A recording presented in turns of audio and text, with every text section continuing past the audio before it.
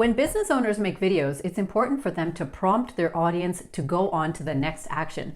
So today we're talking about some really engaging call to actions that you can use in each of your videos. Let's jump right into it. If you're new here, my name is Liz and I help coaches and consultants add video to their business. Be sure to subscribe so that you never miss any of my future content. Now, call to actions are commonly known as CTAs, and you don't just use CTAs for videos, you should be using them for most of the work that you publish online. So the whole point of a call to action is that you are reminding the reader or the viewer or the audience to take an action while they are consuming your content.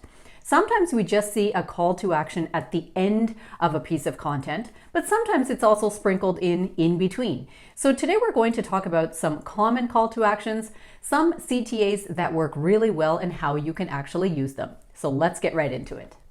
Now, the objective of a call to action is to prompt an action. So that can be anything like, don't forget to subscribe to this channel, or follow this account for more, or send me a DM for more information. When you say these things to your audience, then it just kind of reminds them to take that action. And it's not because they're not intelligent enough to know that otherwise. It's because while they're in the flow of consuming your content, that actual action might just not cross their mind at that moment. So when you are prompting them, then they can take a second just to do that. That's kind of the main objective of a call to action. And it's not just with video. Even when you are reading a piece of written work, like an article on LinkedIn, at the very end of that, the writer might say something like, be sure to send me a message if you want to learn more, or let me know in the comments below what you think about this. All of those prompts are actually CTAs. They're encouraging the audience to take the next step and to actually perform an action there. Now, as I teach all my students, every single one of your videos should have a goal behind it. It might be to increase conversions. It might be to generate new leads. It might be to make more sales from that particular video. It could be to promote a certain offer that you have coming up or a lead magnet of yours. So do your best to align your call to action with the actual goal of that video. So if I post a video talking about an upcoming webinar that I have, then the logical call to action would be something like, send me a DM to sign up for the webinar, or let me know in the comments if you're interested and I will send you the link, or something like that. When you use a call to action that is closely aligned with the actual material in the video, then it helps keep people on that topic. On the other hand, if I posted a video promoting my next webinar and my call to action was, don't forget to follow this account for more, that wouldn't really be so well aligned. That person could follow that account at any time. So why am I asking them to do that right now when I'm trying to promote the webinar? So my call to action should be something that is keeping them in the mindset of thinking about the webinar. Now, if you're posting a video that you are hoping is going to drive more engagement, then your call to actions should be something prompting your audience to engage. For example, drop a comment below this video and let me know of any other tips that I missed. Or share this video with a friend who really needs this piece of advice today. Or save this video so that you can reference it the next time you are going to be doing ABC. So those type of call to actions are prompting that person to engage with that content. They're not just going to watch the content and then walk off into the sunset. So there's a lot of different types of call to actions that you can use when you are prompting engagement, but most of them have to do with dropping comments, liking, sharing, saving, or sending DMs. On the other hand, you might be posting a video where you are hoping to add more subscribers or more followers to your account. That's common on YouTube videos, for example. You've noticed in every single one of my videos, I give you 2 call to actions. So if you've missed those, go back and check out those videos. For one thing, I usually cut my video halfway through and then I say something like this. Now, we're interrupting this video so that I can remind you to subscribe. I think you should do that first. And if you are interested in getting started with video sooner rather than later, I would like to invite you to join me at my next live free webinar where I'll be outlining 3 simple steps that you can take to get started with video this week. Just look for it in the description below. Now let's get back to our video. So you'll notice I gave you 2 call to actions there. One is to subscribe, and I asked you to do that by indicating with my finger that you can subscribe, and I put an overlay on the screen just to further give you that visual cue. And then immediately I reminded you that if you are interested in learning more, you can join my next webinar, so you can look for that in the description below. So those are two subtle call to actions. I use them for every single video that I make on YouTube. So like this, you can ask people to subscribe to your channel or follow your channel or give it a like. Those are all things that are encouraging growth of your account or your channel. And it is reminding people that when they take that action, they can continue to hear from you.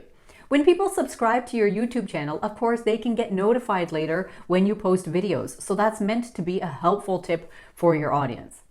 Now let's talk about the timing of your call to actions. Your call to actions should actually be strategically placed, and you don't have to have the same call to action every single time.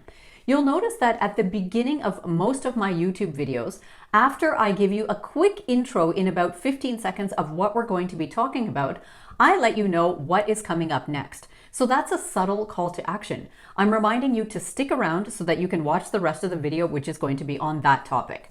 Then, as we get into the video, I remind you to subscribe by letting you know what my video niche is about. So I remind my viewers that I focus on coaches and consultants that want to add video to their business.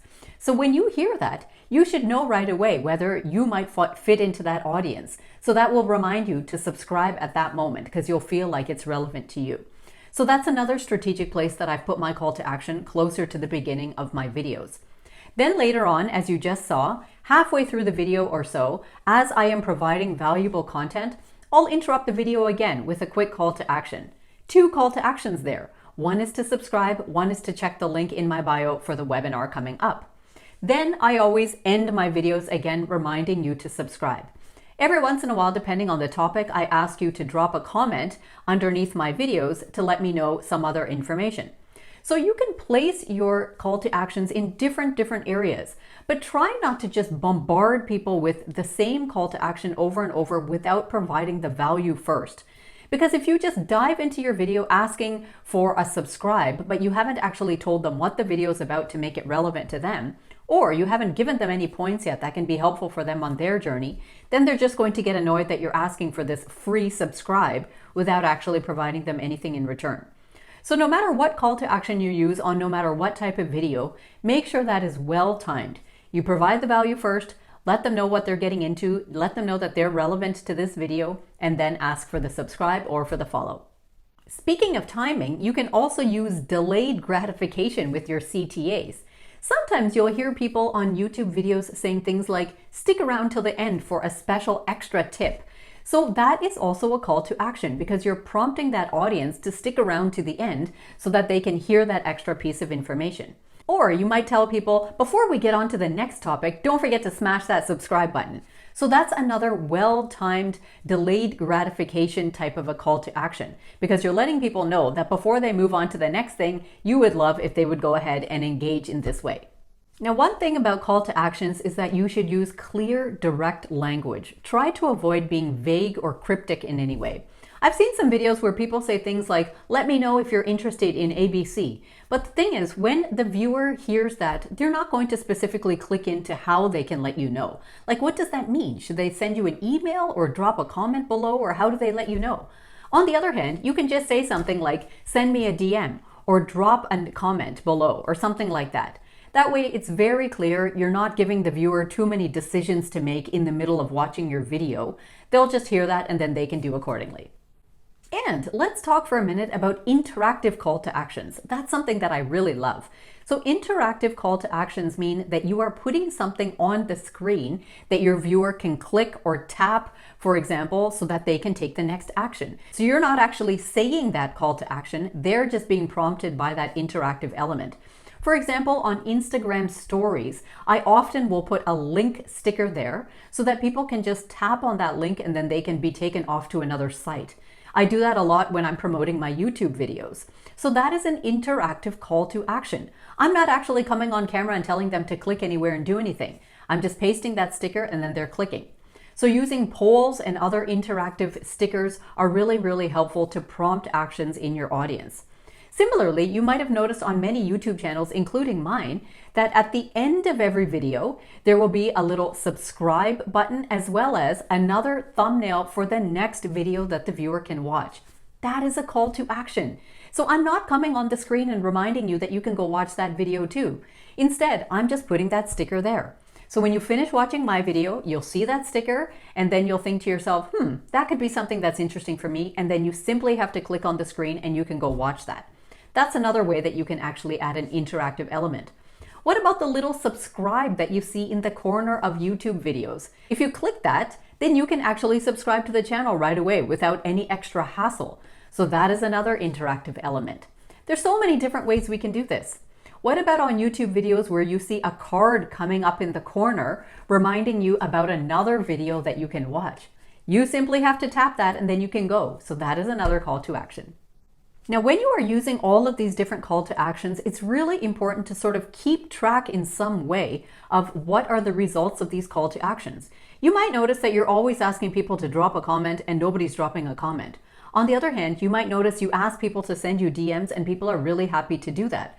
So there might be some CTAs that work better for your audience, but you won't really know that until you test it out.